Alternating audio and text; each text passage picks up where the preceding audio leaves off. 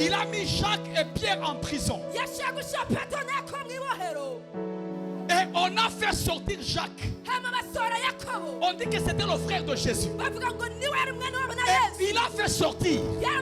Il a pris la machette devant la foule. Et il a décapité. Mais l'église a dit, trop c'est trop. Si on ne prie pas, même Pierre, on va le décapiter. Je ne sais pas ce qui t'a oppressé, mais j'aimerais que tu puisses libérer. J'aimerais que tu puisses libérer la puissance et que tu puisses prier. Tu es en prison. Tu es en prison. Je ne sais pas là où tu es en prison, mais tu es responsable. Tu es responsable de ta famille, de tes études. Alors lève ta voix et commence à prier.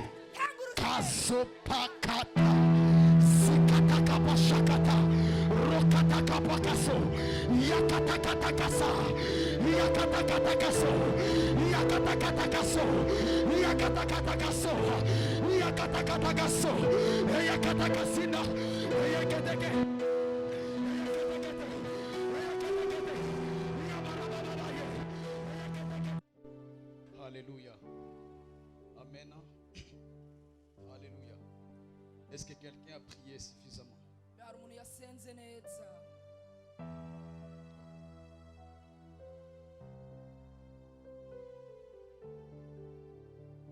Oh. Quelle présence de Dieu. Matthieu chapitre 13.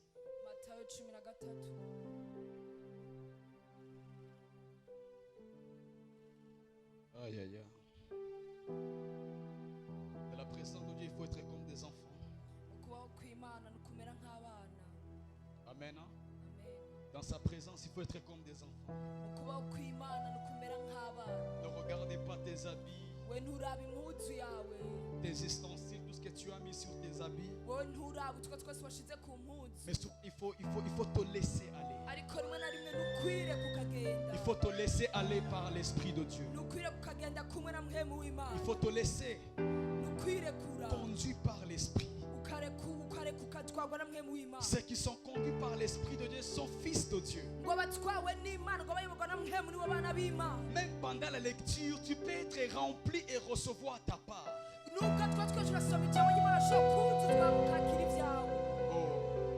Je disais même pendant la lecture, tu peux recevoir ta délivrance. Parce que la vraie délivrance se cache dans la parole.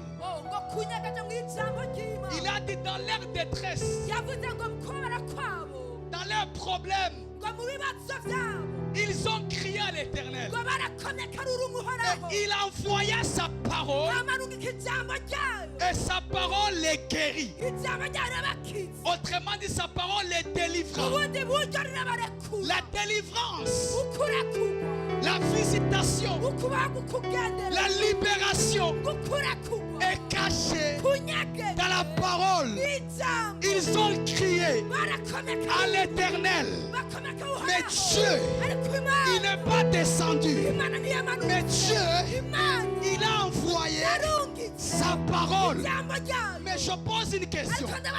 Dieu, comment tu peux envoyer ta parole en étant au ciel? Il m'a répondu, c'est simple. Je ne peux pas envoyer ma parole sans un porte-parole. Celui qui reçoit le porte-parole, il reçoit ma parole.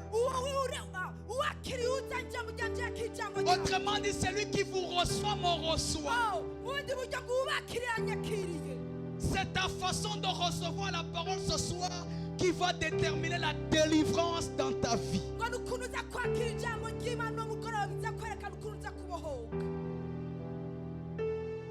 C'est quelques minutes, je suis dans un tourbillon du ciel. Je suis dans un tourbillon du ciel. Même ta façon de me regarder pendant que je prêche peut déterminer la visitation de Dieu. Je disais, ça peut déterminer la visitation de Dieu.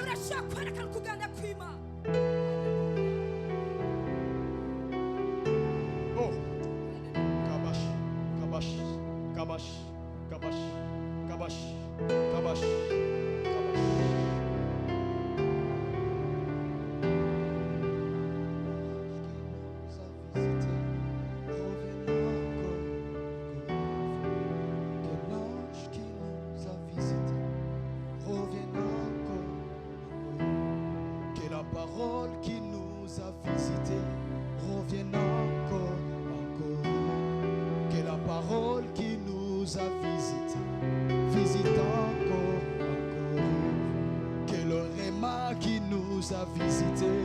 Revienne encore, encore. Que l'onction qui nous a visité revienne encore. Que l'onction qui nous a visité revienne encore. Que l'atmosphère qui nous a visité revienne encore. Que la sensibilité qui nous a visité revienne encore. Que la parole qui nous a visités revienne encore, revienne encore, revienne encore, revienne encore, revienne encore, et revienne encore, revienne encore. Ainsi dit l'Éternel, en cette soirée, il y a des gens. L'onction avait cessé. L'onction avait cessé de couler. L'onction avait cessé. Ainsi dit l'Éternel. L'onction avait cessé. L'amour pour les choses de Dieu avait cessé. Mais ainsi dit l'Éternel. Je suis venu rebâtir sur les anciens murs. Je suis venu verser l'huile dans l'ancien vase. Parce que ainsi dit l'Éternel, je ne vais pas jeter l'ancien vase, mais je vais prendre le même vase et je vais remplir encore. Et ainsi dit l'Éternel encore, il y a des gens, il est en train de les remplir maintenant. Il est en train de les remplir. Tu es rempli. Je dis tu es rempli. Tu es rempli maintenant. Tu es rempli maintenant. Je dis tu es rempli. Alors que ça déborde. Que ça déborde. Que ça déborde. Que ça déborde. Je dis que ça déborde. Je dis que ça déborde. Je dis que ça déborde. Je dis que ça déborde. Je dis que ça déborde. Reçois ta part.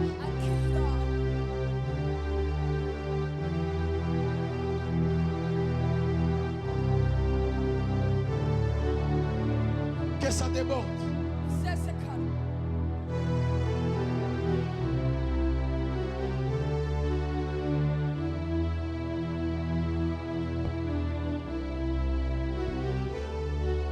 Oh.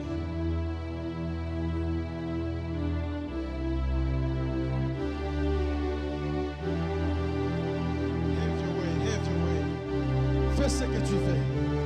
Fais ce que tu veux. Fais ce que tu veux. Fais ce que tu veux. Saint-Esprit, fais ce que tu veux. Fais ce que tu veux.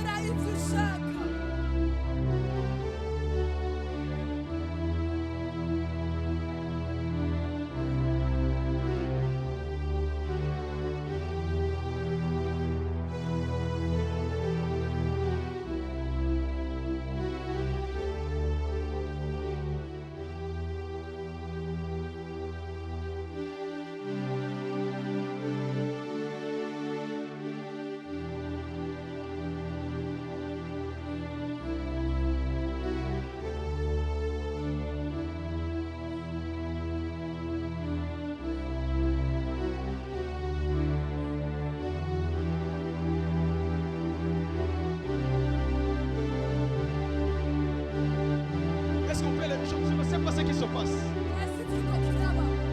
Oui, cool. Cool. Cool.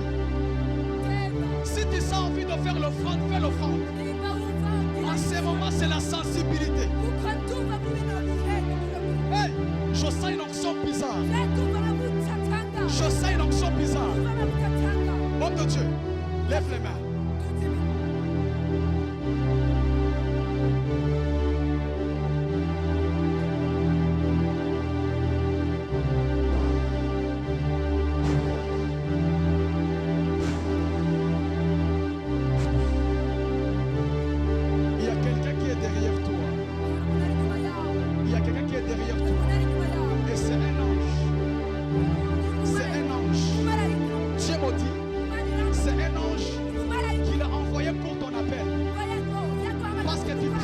Des moments d'affermissement personnel.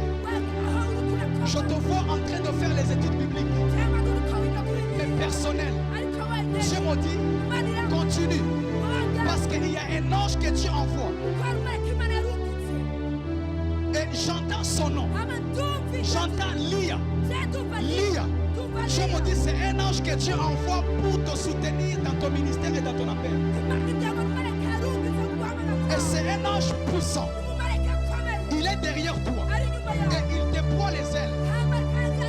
Il déploie les ailes. Et c'est un ange que Dieu envoie pour te soutenir.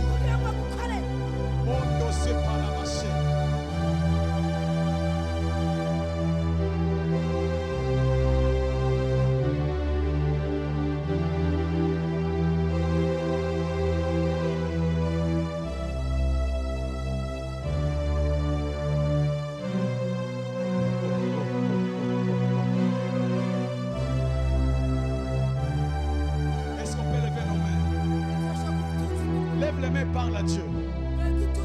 Lève les mains, parle à Dieu. J'aimerais dire à quelqu'un, le trône est ici. Le trône est ici. Ceux qui sont assoiffés, ils vont recevoir. Je te le dis, du plus profond de mon cœur. Il y a une personne qui est juste au-dessus de toi. Il y a un saut. Il a un saut. Il a un saut. Et je vois de l'huile. On est en train de verser. Et j'aime te dire, l'onction que tu recevras, c'est l'onction qui va même te créer des problèmes. Parce que les gens vont croire que tu as touché aux choses. Mais cette onction, elle est en train de couler sur toi. Et là, quelqu'un qui est au-dessus de vous. Et il est en train de verser. Et tu sens dans tes pieds. Tu n'as plus de force. J'aime te dire, tu commences la marche de Jacob. Tu commences la marche de Jacob. Tu ne marcheras plus sur tes forces, mais tu marcheras sur la verge de l'Éternel. Tu marcheras sur la verge de l'Éternel. Tu marcheras sur la verge de l'Éternel.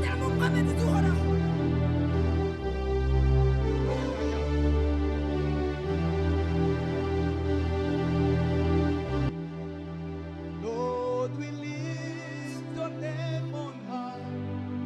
Lord, we lift your name on high.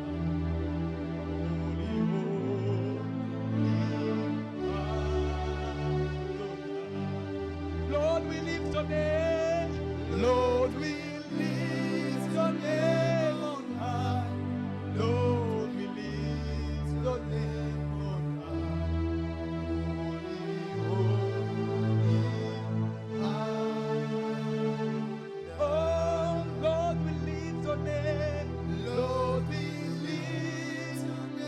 Est-ce qu'on peut élever l'agneau de Dieu?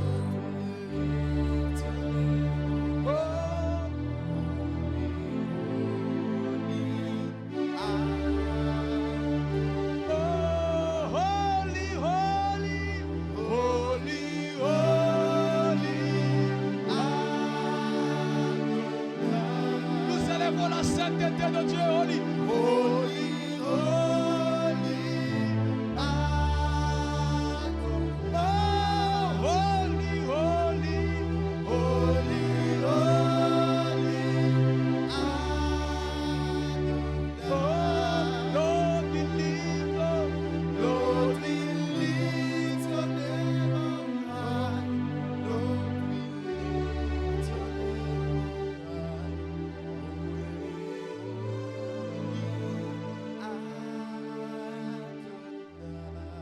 Seigneur, bénis ta parole Bénis ces moments que tu nous accordes dans ta présence. Fais-nous du bien, parle-nous, instruis-nous, dirige-nous, équipe-nous, nourris-nous. Je prie que le Saint-Esprit puisse se mouvoir, que ces quelques minutes, que nous ne puissions pas parler en vain, mais que nous puissions parler de ta part, et que ton peuple soit béni. Au nom de Jésus, nous avons ainsi prié. Amen, très fort. Amen, très fort. Amen, très fort. Amen, très fort. Est-ce qu'on peut acclamer pour Jésus? Alléluia.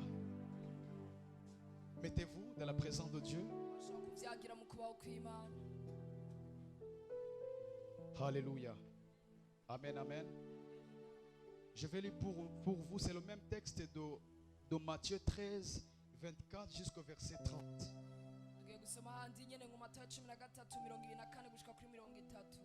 Il est proposant cette autre parabole et il en dirait un des cieux comme d'un homme qui avait semé de la bonne sémence. Dis après moi la bonne sémence. Dans son champ, pendant que les gens dormaient, son ennemi vint sémant de la mauvaise herbe. Dis après moi la mauvaise sémence. Dis après moi la mauvaise herbe. Sémant de la mauvaise herbe au milieu du blé et s'en alla. Lorsque l'herbe eut poussé et produit du fruit, la mauvaise herbe parut aussi. Les esclaves du maître de la maison vinrent lui dire: Seigneur, n'as-tu pas sémé de la bonne sémence dans ton champ? D'où vient donc qu'il y ait de la mauvaise herbe? Il est répondu: c'est un ennemi qui a fait cela. Les esclaves lui dirent: veux-tu que nous allions l'arracher? Non, dit-il, de peur qu'en arrachant la mauvaise herbe, vous ne déraciniez le blé en même temps. Laissez croître ensemble l'un et l'autre jusqu'à la moisson. Au temps de la moisson, je dirai au moissonneur: arrachez d'abord la mauvaise herbe et liez-la en gerbe pour la brûler. Puis recueillez le blé dans ma grange. Est-ce qu'on peut dire amen très fort? Est-ce qu'on peut dire amen très fort? Alors pour ceux qui étaient avec nous les mercredis, nous avons essayé de parler sur le grand thème, la délivrance totale.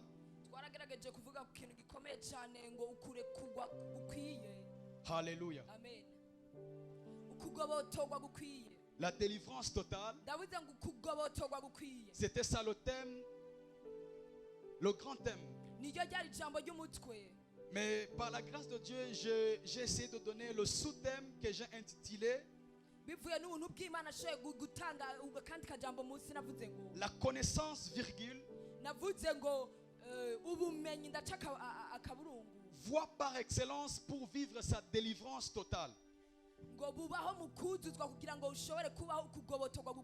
Le chemin ou bien la voie par excellence.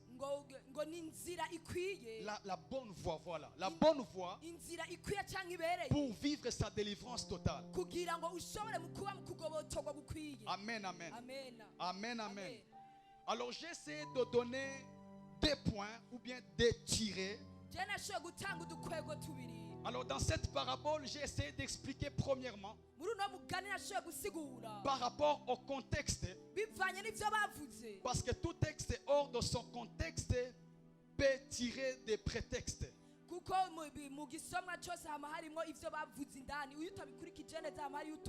J'ai expliqué, c'est par rapport au contexte de cette parabole, le champ dans lequel la sémence a été sémée. Jésus a essayé d'expliquer ça en bas. Il a dit que le champ, c'est le monde. La bonne sémence, ce sont nous les enfants de Dieu. La mauvaise sémence, ce sont les enfants du diable,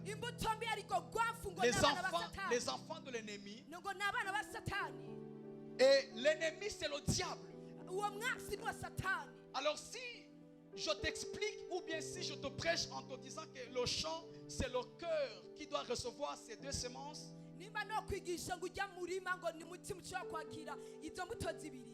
je passerai à côté du contexte de ce message. Mais on a essayé d'entrer vraiment en profondeur. Nous avons vu ensemble que la sémence, dans tous les cas, la sémence n'est pas tombée dans le champ. Pardon, la sémence est tombée dans le champ, mais la semence a été sémée dans la terre. On a vu ensemble que ce qui a reçu la sémence, ce n'est pas le champ, mais c'est quoi? C'est la terre. Amen, amen. Autrement dit, le champ, c'est l'emballage ou bien ce qui entoure la terre.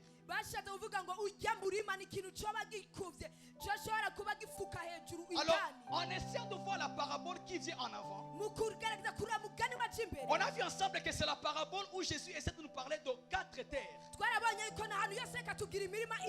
Il nous a parlé de la terre qui a reçu la sémence sur le roc. La deuxième terre a reçu la sémence dans les épines. La troisième a reçu la sémence au bord du chemin. Mais la quatrième terre, on dit c'était la bonne terre qui a reçu la sémence et qui porta des fruits. Alors on a conclu ensemble en voyant que la terre dont il est question, ce sont nos cœurs. Différemment du champ, nous sommes de cœur, mais nous vivons dans le champ. Le champ qui est le monde. Jésus a dit, vous êtes dans le monde, mais vous n'êtes pas de ce monde. Quelque part il a dit encore, je vous envoie comme des brebis au milieu des loups.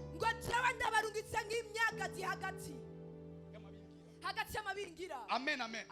Alors nous avons vu ensemble que la terre qui reçoit la sémence, c'est mon cœur. Alors on a vu ensemble que dans cette parabole, Jésus nous explique la première des choses, que la terre a reçu des semences différentes. On a vu ensemble que c'est possible que dans ma vie, que dans mon cœur, que je puisse avoir des semences différentes. Tout en étant enfant de Dieu, tout en étant chrétien, qui fait que j'ai besoin de la délivrance. Pas parce que je suis possédé, mais parce que je suis oppressé.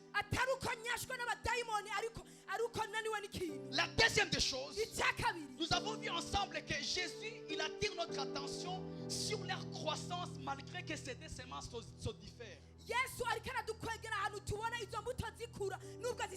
Donc bien que ces deux semences se diffèrent, Jésus nous montre que c'est évident que ces deux semences puissent croître ensemble. Alors la question qu'on se pose en tant qu'enfant de Dieu, pourquoi telle chose m'arrive? Pourquoi telle chose m'arrive? Pourquoi telle chose continue à croître? Pourquoi telle habitude? Pourquoi telle sémence dans ma vie? Et tu as prié, tu as même jeûné, tu as fait même des offrandes. Mais jusqu'au jour d'aujourd'hui, tu n'as pas encore touché les résultats. Alors je vous ai proposé la solution par rapport à ce que Jésus nous a présenté. Qu'est-ce que Jésus a dit? Il a dit ceci: laissez-les croître ensemble. Alors j'ai essayé de donner 4 choses. Si Jésus nous encourage de laisser la mauvaise sémence croître avec nous, tout en sachant la nature de l'ivraie,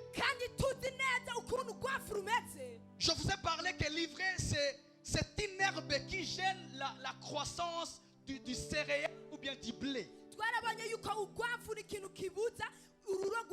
Alors là où il y a l'ivraie, il y a une mauvaise croissance. C'est difficile de croître, mais vous allez croître ensemble, mais c'est difficile.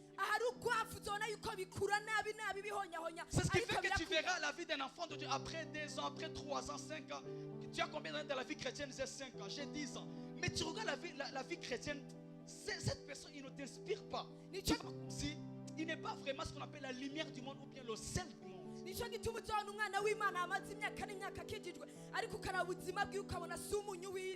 Nous avons vu ensemble ceci. Jésus attire notre attention sur la sémence qui a été sémée en premier. Retenez ceci. Jésus attire notre attention sur la sémence qui a été sémée en premier. Quelle est la sémence qui a été sémée en premier? C'était le blé. Puisque l'ennemi est venu s'aimer après. Autrement dit, en matière de croissance, la sémence qui va croître en premier, ce n'est pas l'ivraie, mais c'est le blé. Autrement dit, en matière de croissance, ce qui doit croître dans ta vie beaucoup plus, ce n'est pas le mal, mais c'est le bien. La deuxième des choses, Jésus attire notre attention sur le fait d'arroser la bonne sémence que d'arroser la mauvaise sémence. Autrement dit, si je te dis de laisser l'ivraie croître avec toi, je ne te dis pas de rester bras croisés. Mais seulement j'aimerais que tu puisses arroser la bonne sémence. Autrement dit, concentre-toi sur la bonne sémence. Il y a une autre façon d'expérimenter la délivrance, c'est lorsque tu te concentres sur ce qui est bien en toi et tu ignores le mal qui est en toi.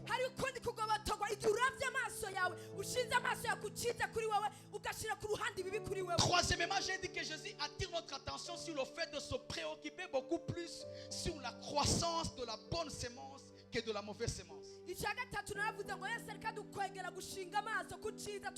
Jésus n'était pas contre ce que ses disciples disaient. Mais Jésus, il avait vu que leur préoccupation n'était pas sur la bonne sémence, mais leur préoccupation était sur la mauvaise sémence.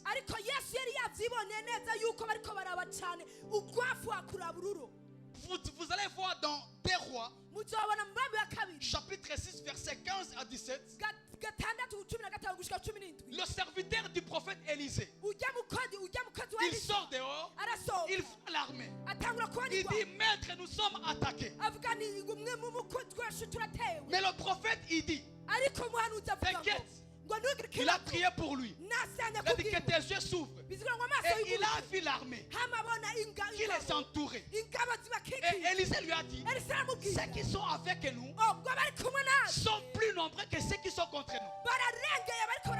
Autrement dit, je ne suis pas ignorant de ce que le diable fait dans ma vie. Je ne suis pas ignorant par rapport à la mauvaise sémence qui est en train de croître dans ma vie. Mais je suis arrivé à une grande dimension où je me concentre sur ce qui est en moi, sur ce qui est bon, sur ce qui est vrai, sur ce qui est bon. Ton problème, c'est pas que tu es focalisé sur le mauvais au lieu de se focaliser sur le bien. À un moment donné, il faut lever les yeux, enlever les yeux sur ce qui ne marche pas, mais te concentrer sur ce qui marche. Vous imaginez un aveugle. Il est aveugle mais il n'est pas paralytique. Donc il peut marcher mais il ne voit pas. Donc il reste à la maison en train de pleurer. Il dit, moi je n'ai pas des yeux. Moi je ne vois pas. C'est vrai, tu ne vois pas. Laisse un peu ce que tu n'as plus. Laisse un peu ce qui ne marche plus. Focalise-toi sur ce que tu as. Focalise-toi sur ce que tu as. Voilà pourquoi Bartimée, il avait compris. C'est vrai, on m'a volé les yeux. C'est vrai, je n'avance plus. C'est vrai, je ne prie plus. C'est vrai, je ne suis plus un bon chrétien.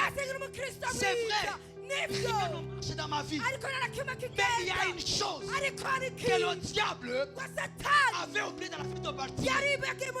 Il lui avait volé les yeux, mais il lui avait laissé la voix. Et la Bible déclare, Bartimée, il ne voyait pas, mais il pouvait parler. Et quand Jésus passait, il a crié, je ne vois pas, ce n'est pas clair devant moi. Dans mes fiançailles, dans ma famille, dans ma vie, dans mon foyer, je ne vois pas. On est obsédé, rien ne marche. Mais il me reste une chose. Il me reste une chose. Je peux lever ma voix et prier. Et il a crié. Écoutez-moi très bien. Laissez-moi vous donner ça même si je n'étais pas encore arrivé par là. Écoutez-moi très bien. La prière personnelle dans la vie d'un chrétien demeure l'élément irremplaçable pour sa délivrance totale.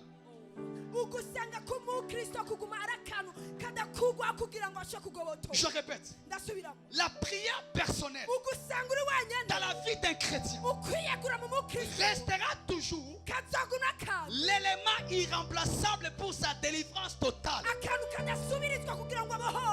Parce qu'il y a de ces chrétiens, vous allez prier pour eux, vous allez les délivrer, vous allez même leur donner des messages, c'est que Dieu fait dans leur vie. Mais la personne, il restera dans les mêmes choses.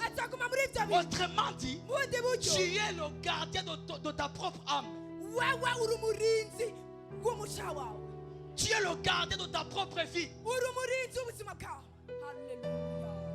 Tu es responsable de ce qui t'arrive. Les temps sont arrivés où tu dois prendre ta vie en main. Où tu dois prendre ta vie en main et te regarder en face et te poser de bonnes questions. Pourquoi moi? Pourquoi moi? La délivrance commence lorsque je m'arrête et je me pose cette question. Pourquoi moi?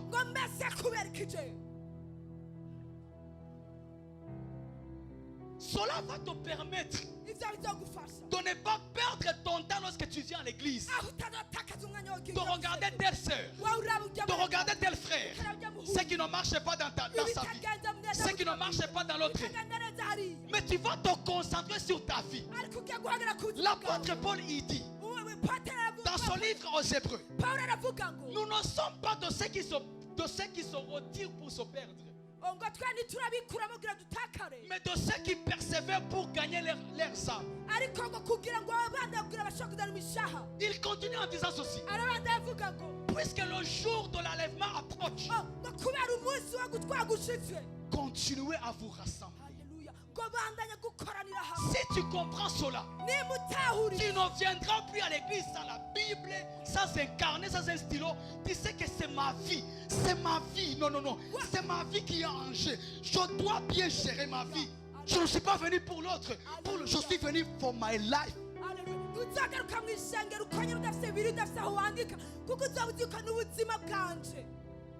Quelque chose ne va pas. Pose-toi de bonnes questions. Ne fuis pas la réalité. Regarde ce qui ne va pas. Tu es chrétien, tu es converti. Mais il y a les mêmes bêtises, les mêmes erreurs, les mêmes attitudes, les mêmes choses qui se répètent. Tu pries, tu jeûnes, tu lis la Bible, tu sers Dieu. Mais les mêmes choses. À un moment donné, il faut s'arrêter. Et tu regardes le vent comme Jésus. C'est vrai, la barque se remplit d'eau. La barque se remplit d'eau. Pierre, Matthieu, Jacques, ils pleurent. Mais Jésus a regardé. Il a dit non. Quelque chose ne va pas. Ce n'est ni eux, ce n'est ni la mer. Jésus menaça le vent. Il a fait quoi? Il a attaqué la source. Jésus n'a pas attaqué les effets, il a attaqué la source qui a causé les effets.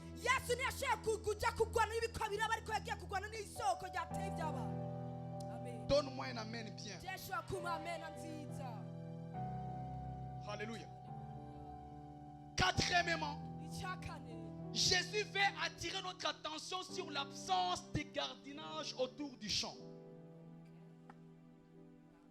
Jésus veut attirer notre attention sur le fait que cet homme, il a planté le blé et l'ennemi est venu. Ça veut dire qu'il n'y avait pas de gardien.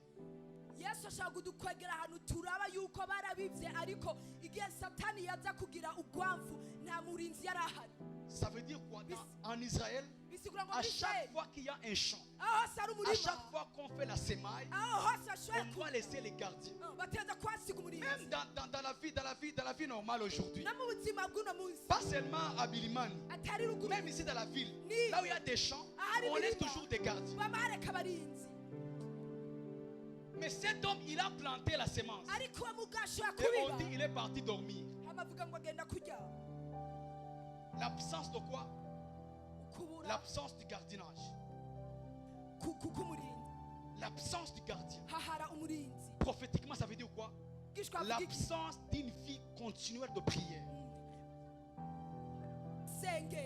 Il y a eu l'absence d'une vie de prière continuelle. Jésus, il arrive à côté de ses disciples. Alléluia. Amen. Jésus, il arrive à Gethsemane. Les disciples s'endorment. Et il s'approche d'eux. Il dit, vous n'arrivez même pas à prier avec moi 1 heure. Priez pour que vous ne tombiez pas en tentation. Donc la prière va vous permettre de rester debout. Alléluia. Lisez bien. À Gethsemane, Jésus n'a jamais prié debout. À Gethsemane, Jésus avait deux positions.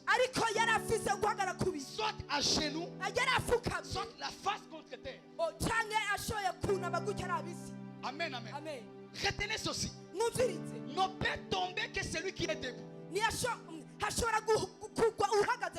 Ne peut se relever que celui qui était tombé. Mais ne peut se maintenir debout que celui qui reste à genoux. Je répète. Ne peut tomber que celui qui est debout. Et ne peut se relever que celui qui était tombé.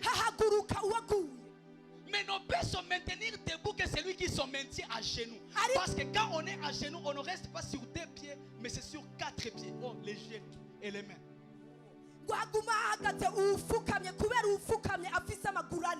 Alors, c'est là où je finis mon message. La connaissance, c'est quoi? C'est ce qui nous permet de vivre la délivrance totale. Vous allez voir, lorsque l'apôtre Paul finit sa lettre aux Éphésiens, précisément chapitre 6, l'apôtre Paul dit ceci: prenez les armes de l'esprit. Mais en premier lieu, revêtez-vous de la ceinture qui est la vérité. Il dit, prenez sur vous d'abord. Mais c'est bizarre. L'apôtre Paul, il nous présente les armes d'un chrétien. Autrement dit, les armes d'un chrétien qui part en guerre. Au lieu de nous montrer les armes offensives, il nous présente les armes défensives. Pourquoi? Tu ne peux pas réussir l'offensif si tu n'es pas fort dans le défensif.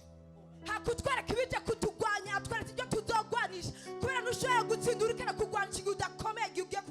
voyons l'arme qu'il nous présente. Portez sur vous la ceinture qui est la vérité. Jésus l'avait dit. Vous connaîtrez la vérité. Et la vérité vous affranchira. Là où vous partez, c'est dans une guerre.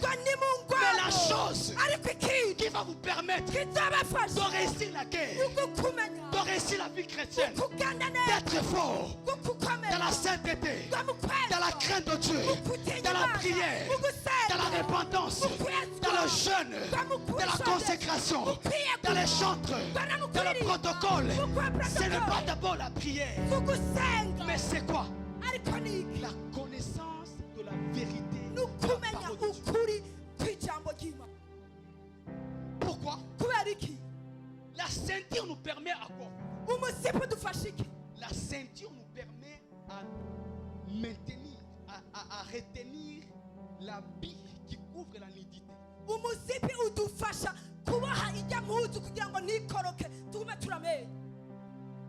Quelqu'un me comprend? Quelqu'un me comprend? Il dit, je connais pour que le diable puisse chasser Adam et Ève dans le jardin. Il a exposé la nudité.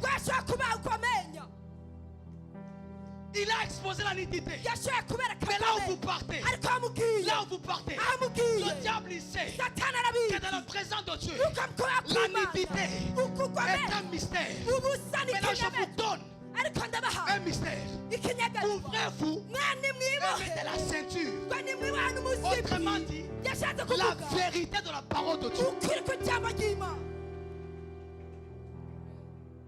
Est-ce que je peux avancer? Est-ce que je peux avancer?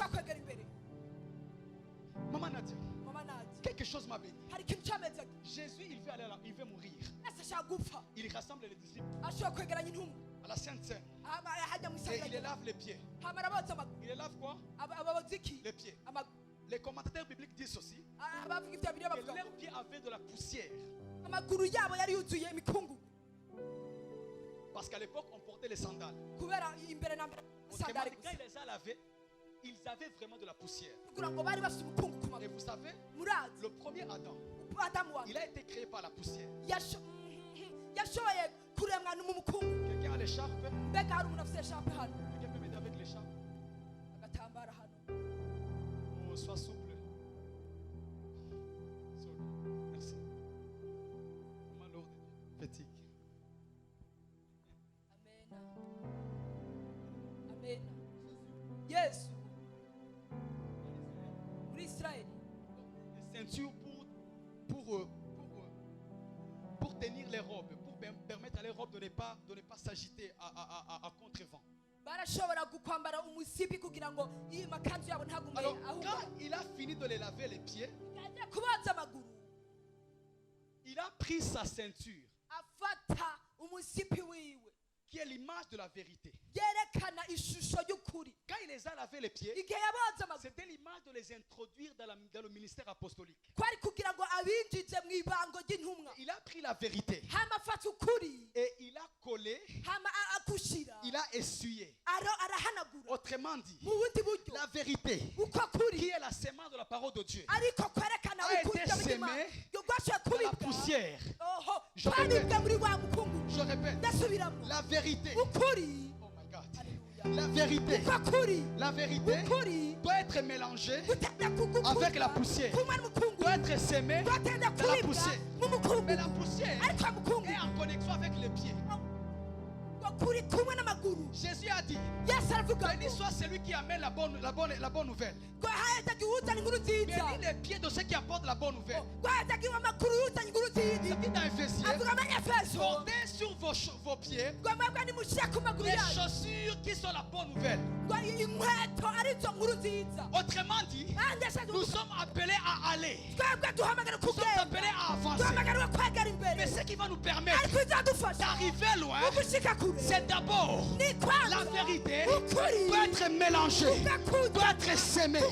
La vie chrétienne, ce n'est pas une vie seulement de la prière. La vie chrétienne, c'est une vie de la connaissance de la parole de Dieu.